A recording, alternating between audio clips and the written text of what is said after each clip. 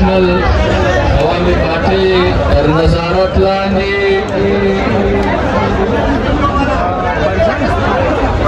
पश्तून कल्तुरी उरजे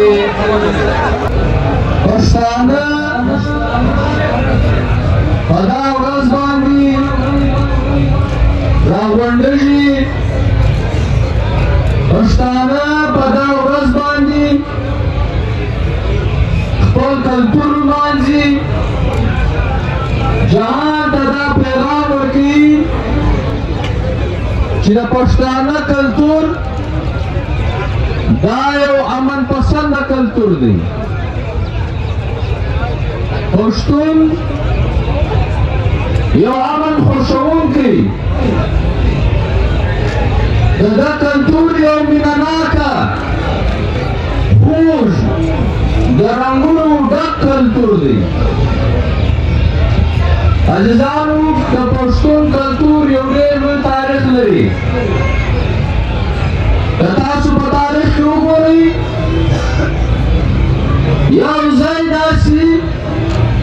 मिसाल चूक नसी पैदा कवले चिपागा की द पश्तून कल्तुर दा दवाशार कल्तुर गंजदली दामंदी दामन दपारा पश्ताना खपल ज़वान तर करे दी वक्त तर करे दी तारीख गवादी दा पश्ताना दमिनी द मोहब्बत डक काम दी नंता सुने दा चिपदे कल्तुरी मेला की लूबी वस्वे रेजवे शायरी वा दता अतरुण वले दता द किताबों मिलेवे दता द फराकुनो सालुन वल दता सा द कल्तुर चिकन नक्शी दी दागे सालुन वल दता गजली वे दासी यो शाय नस्ता चागर द अमन पैगाम ने उठाई आगर द रोदलवी पैगाम ने उठाई आगर द पश्ताना द दे तेजिब और द तमदन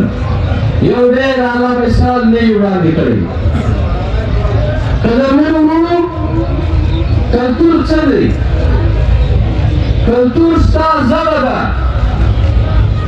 कल्तुर सा दूध सा दस्तूर दी कल्तुर सा कामी सोच नहीं सा फिक्र नहीं कल्तुर सा खुल नहीं कल्तुर सा फरक नहीं कल्तुर सा जामी रिश्ता बगार नहीं कल्तुर सा कामी वतनी सियासत नहीं कल्तुर सा पश्तून वलीदा कल्तुर सा मेल मस्यारा कल्तुर सा देयो बल सरमिना पर यो बल वाली ख्वाब दवल देयो बल पर सर दरेदल दा कामी जज्बात दास्ता कल्तुर दी अजजानु ददीख पर जो अहमियत भी दजान इस्तेमाल कुवतुना साम्राज्यान अगर चियो काम निसी दकाम वसाइल लुटी दागा वतन लुटी आकाम दजान गुलामी नावल वारन चिदीकी आगा दई दागा काम बकल्तुर बानी की दागा काम खपल जब मेरी आगा बानी दबदू जब खपल जब मुसलती ददा खपल जब ददा मेरी ददा खपल जाने चिनी कमा हुंदी दा जामी पता बांधी प्रीति कोई जामे दा नूर जामे और दा तोड़ की दा फरक चिमा उता कहूँ दा पश्ताना फरकुना दा फरक दे पखपल फरक बानी बदली दा सा दूध दस्तूर रिवाजुना रस्मुना दा दे पखपल रस्मुना बानी बदली दा दे चला पारा दा दे दा पारा चितखपल शनाख्त हो गईले तखपल तशखुस हो गईले चिताखपल शनाख्त हो गईले ताश तशखुस हो गईले पता की हारा قامي احساسات جذبات یووالی هغه په تا کې ختم شي. عزیزانو دا کلتور څومره معنا لري چې ته خپل یو پښتون ورور افغان په دې لنګوټه کې په دې لونګۍ کې پټکي کې په دې صدرۍ په دې څپلۍ په دې جامه کې په امریکا کې ووینې ستا پرده باندې نیت ښه شي ستا زړه ورته خوشحاله شي ستا پرده باندې مینه راشي دا ستا مسافر وروڼه چې دا ستا خوراکه کلام دي که شوروا او که داسې نور خوراکونه د پښتانه نه وي چې دا دوی خوري د خپل وطن سره د کار سره مینه هغه جذبه هغه احساسات هغه خواخوږي د ده زیاتېږي او دوی بیا د یووالي وپاتې شي چې دا هر څه ته ومینې چې ستا ژبه پښتو نه شي ستا جامه ستا لونګۍ نه وي ستا صدرۍ نه وي ستا خوراک نه وي ستا دود دستور نه وي نو ستا پښتون ورور بیا ستا ورور نشي پاته ستا د دې وطن سره هغه وفاداري هغه مینه هغه جذبات پاته نشي نو بیا یرغلګر بیا استعماریان بیا پردي راځي ستا کام غلامۍ ستا وطن نشي هغه چې د پښتانه کام سره په دې 50 کاله کې وشو. عزیزانو زموږ دې کلتور ته زموږ کلچر ته زموږ دې کام ټولنې ته د پردیو دود دستورونه راوړو وحشي تنګ نظره داسې دستورونه یې راوړو چې دا د پښتانه کام نه و. عزیزانو دا به له ځانه دی کوو د خپل وطن به دی کو د خپل کلتور به دی کو یو څو شان چې د دې نشاندهي ډېرو خلکو ملګرو کړې ده یو دا چې ته په بدۍ کې خپل خویندې بچیانې په بدۍ کې بل چا ته ورکوې ګناه چا کړې ده ګناه سړي کړې ده ګناه پلار کړې ده ګناه ورور کړې ده او سزا چا ته ورکول کېږي سزا خور ته ورکول کېږي دا نه په اسلامي معاشره کې شته دا نه په انساني معاشره کې شته او دا د دې مثال په تاریخي پښتون معاشره کې د دې نه نشته دا د پردیو خویونو چې موږ یې راوړو نن موږ دا خویونه په مخ اخیستي دي. اتیا کاله سړي د 15 کاله ماشومانې نجونې خویندې بچیانې دا ودرېږي دا ډېر غیر انساني فعل دی دا غیر پښتني فعل دی دا غیر اسلامي فعل دی چې ته ماشومه بچي دا ته 80 کاله 80 کاله یو سپین ږیري ته یو زوړ سړي ته ودرې دا ظلم دی د دې ظلمه پښتون کام راګرځي. قدرمنو عزیزانو موږ به دا کلتور چې نن یې موږ ورځ لمانځو بېشکه دا د یووالي ورځ ده دا د پښتانه د اختر ورځ ده دا موږ د اختر رغه لمانځو دا ورځ موږ هم دوست ته پیغام ورکوو هم دشمن ته پیغام ورکوو چې پښتون یو دی موږ دا پیغام جهان ته ورکوو چې دا کومه تپه تاپه پښتانه د ترهګر لګولې ده د وحشي نه لګولې ده د قاتل نه لګولې ده دا پښتون نه دی دا خویونه د عربیانو دي دا خویونه دا نورو خلکو دي چا چې دهشتګرد د سوچ لري څوک چې تم نظره فکر لري دا د هغوی خویونه دي پښتانه ډېر ازاد دي پښتنو وخوندو ومندو ته په هر څه کې ونډه ورکړې ده سپین ږیري ناست دي مشران ناست دي تاسو په دې ګواه یاست چې دا زموږ خویندو به په سرونو باندې کپړې راخیستې وې ډز به راخیستې وو په کورونو به یې ګرځېدلې زنانو ته به کار یې پرېښول خپل تجارت به یې کولې د ملالۍ انا مثال زما او ستا تر مخ دی چې دی هم په سیاست کې هم په جنګ کې د وطن د کام په دفاع کې ډېر جنګونه کړي دي ډېر سیاست کړی دی زموږ پښتني ټولنه و مور خور بچی ته د هومره حق ورکوي کوي څومره حق چې د یو نر دی تر هر چا زیات احترام ورته لري چې دا خور تا راشي تا د خپل مورې کښېږي موږ پښتانه مړی ورمخپوته دي پړونې ته موږ پښتانه تر سر او تر مال د دې پړونې ته موږ ورته لږو چې موږ د دې خور د دې مور د دې بچي دومره احترام دومره عزت موږ په دې معاشره کې دی دا اوس کوم رواج دی دا د عربیو رواج دی دا پرده چې نه په اسلام کې شته نه په پښتونولۍ کې شته لکه په پنجره کې چې بنده کړي دا په کوم ځای کې په تاریخ کې یو څوک ثابته کړي ول ټکول پابندیانې دا په تاریخ کې تاسو ثابته کړئ اسلام واحد دین و چې دې پښتنې و خوندو ته و زنانو ته حقوق ورکړل عربیان چې په وحشت کې وو عربیان چې زنانې وې چې بچیانې به پیدا شوې دوی به شخلې ژوندۍ به شخلې دا اسلام و چې اسلام راغی دې و زنانو ته حقوق ورکړو برابري یې ورکړه نن دې استعمارګرو ما او تاسو دا وکړي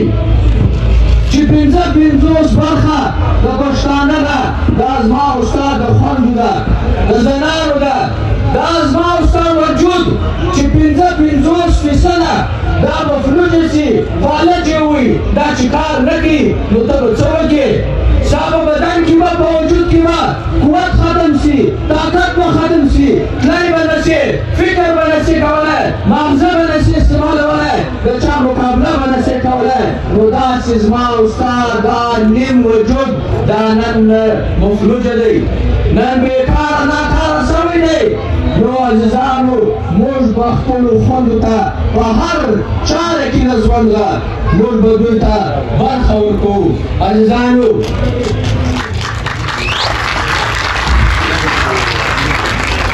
عزیزانو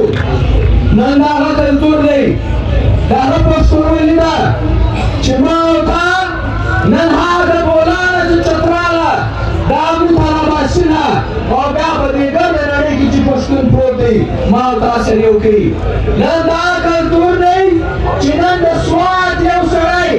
نن د بونیر یو سړی نن هغه چترال یو سړی چې په کوټې جنوبي پښتونخوا کې یو ناروا پیښه کېږي یو بدامني دهشتګردي کېږي د پښتانه سره یو ناروا چلند کېږي نن هغه پښتون د دې ځای په پښتونخوا به دی نن د دې ځای پښتون چې په تیرا کې د ریاست لخوا جټ بمباري کېږي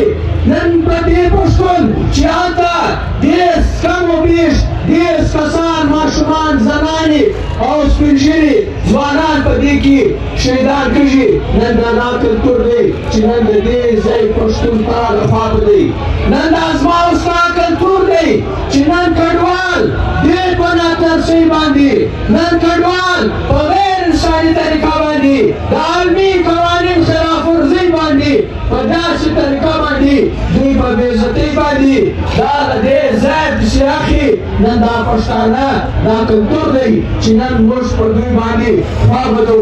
عزیزانو دا عربیان والا پیسې وې ریالو دا د عربیانو هغه فلسفې وې دا د عربیانو هغه فکرونه ول چې دا خلک یې له افغانستانه د کفر او اسلام په نامه باندې راوشړل دلته ویلې چې په افغانستان کې د کفر نظام دی تاسو په کار دی دا وطن پرېږدئ تاسو هجرت وکاستئ تاسو مهاجر ساستئ او بیا دې ته یو ډېره مقدسه رشته د مهاجر او د انصار د رشتې یو مثال ورکولی مهاجر څوک وو انصار څوک وو نن موږ حال کوو علماء کرامو زموږ حال کوو آیا دا رشته مقدسه نه وه آیا زموږ نبی کریم دی چې دا مکې د کفارو ځه دی را روان شو دی هجرت وکړي دی مدینې ته رالو نو هغه خلک چې زموږ د نبي کریم صلی الله علیه وسلم سره دوی راغلي هغه ټول مهاجر وو انصار د مدینې خلک وو چې غېږ یې ورته خلاصې کړې کاروبارونه کې وو کې جایدادونه وو کې اوښان وو هر څه یې ورنیمکل دې مهاجرو موږ ته بیا چې فتح مکه وسوه تاسو یو سړی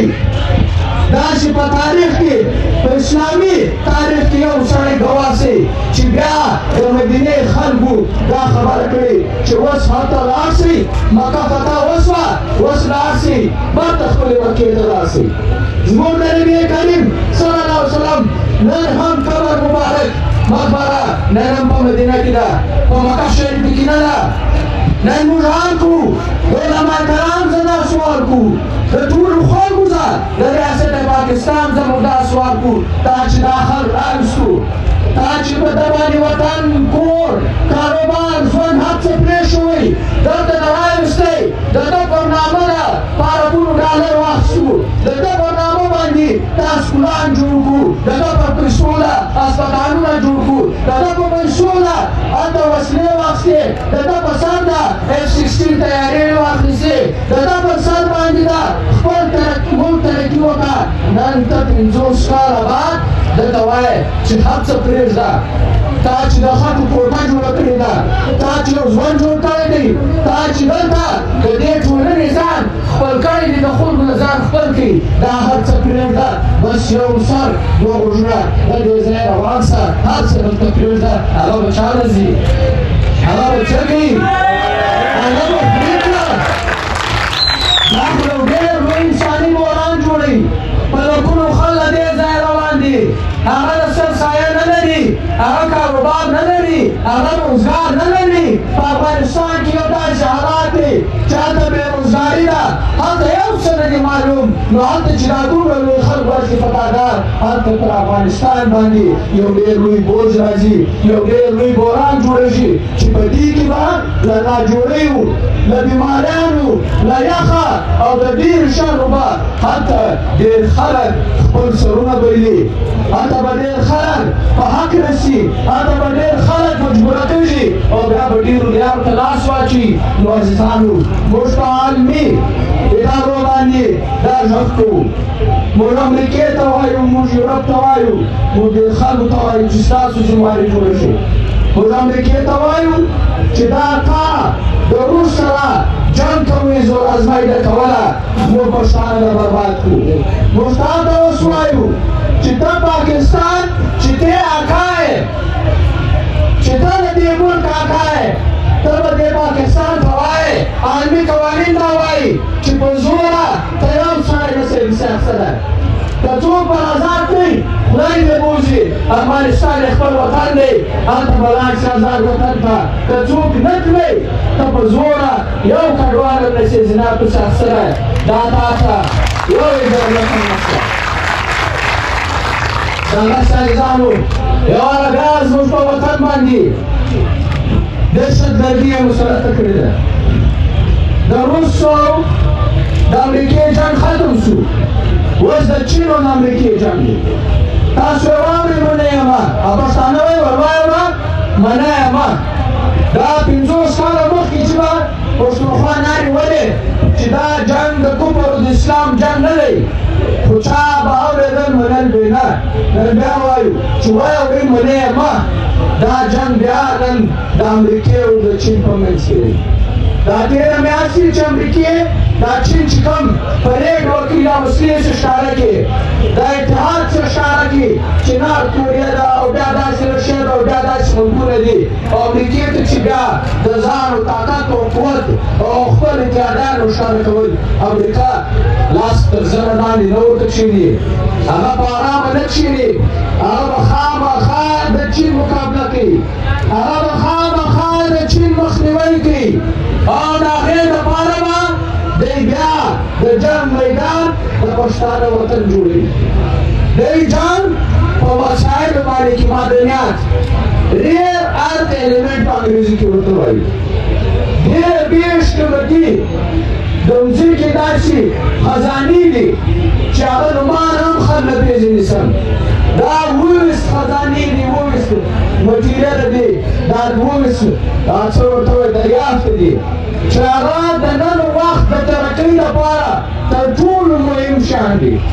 که هغه بیا ته وسلې جوړې که هغه ته ټکنالوژي جوړې که جهازونه جوړې که هر څه جوړې دا په دې هغه څه ورته لکه سریا او لکه کروم او دارنګه شیان دي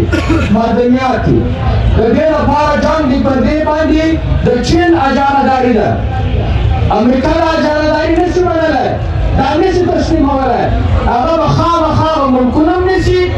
او هغه خلک چې کوم ملکونه کې دا مسایل دي د هغوی سره به احتیاط کوي او د چین مخنیوی به کوي او جنګ به دا زما او ستا پر وطن باندې د افغانستان سقوط کېدل ستا په وطن کې دهشتګردي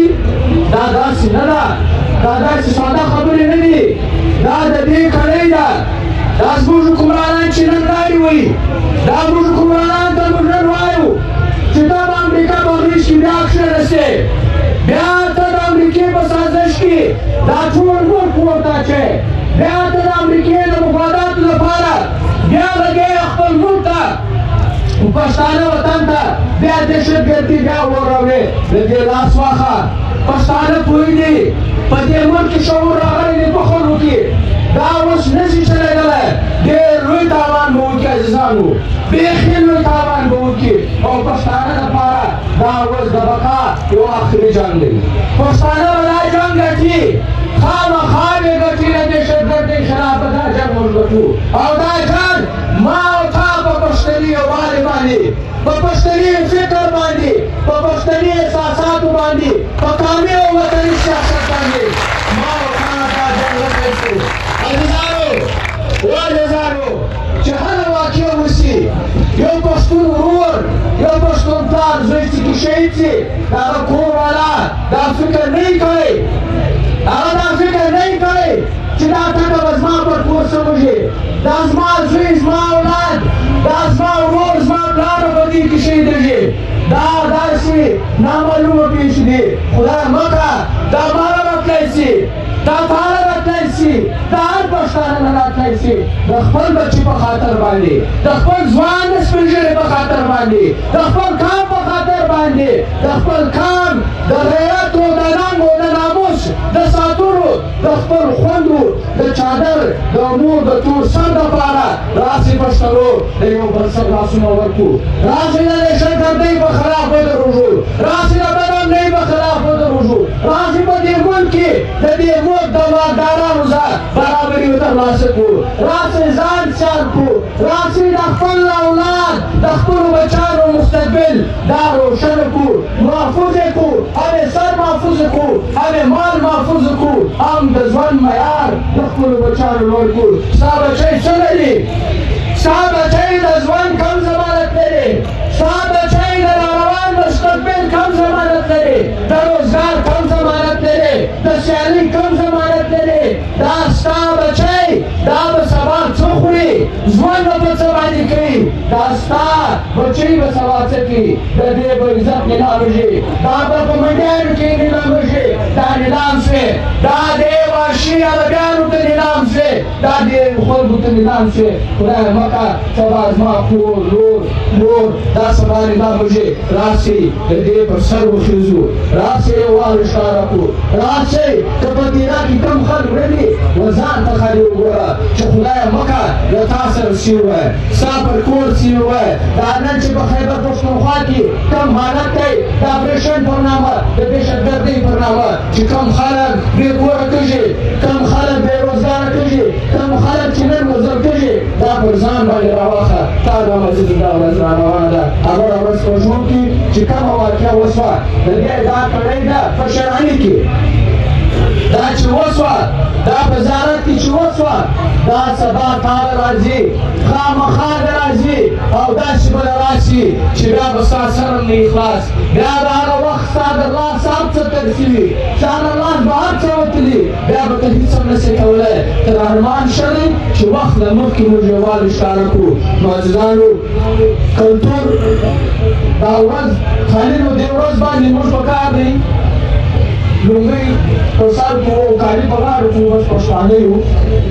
دا دا زما ستا په شمولې نه ښکاره کوي ما تا به خپل ژبې تحفظ کړو د خپل تاریخ تحفظ وکړو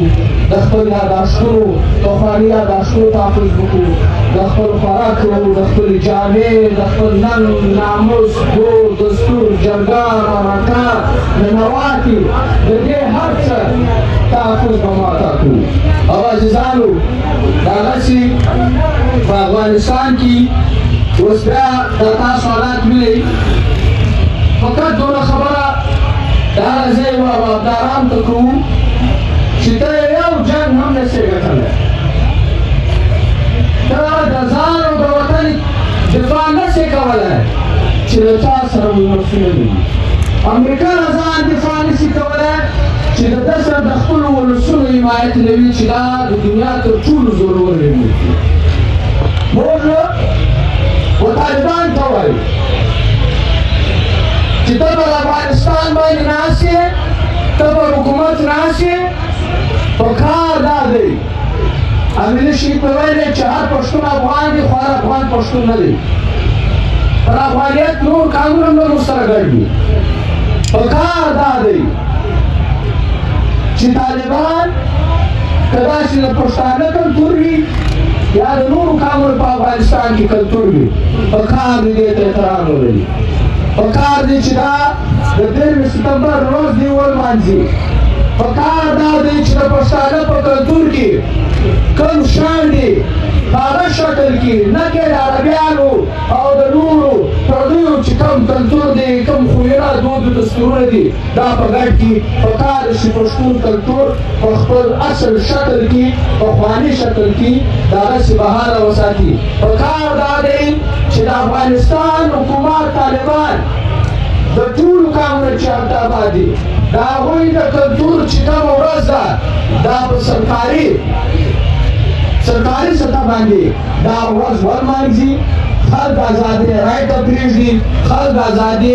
ژوند ته پرېږدي خلک سیاست ته پرېږدي او خلک خپل کلتور خپلولو ته پرېږدي دا موږ دوی ته دا وایو که ته دا نه کوه ولسونه په تاسو اعتماد نه کوي او چې د ولسونو اعتماد او باور او ملګرتیا له تاسو نه وي ته د ځان دفاع هم نسې کولی افغانستان خو ته پرېږده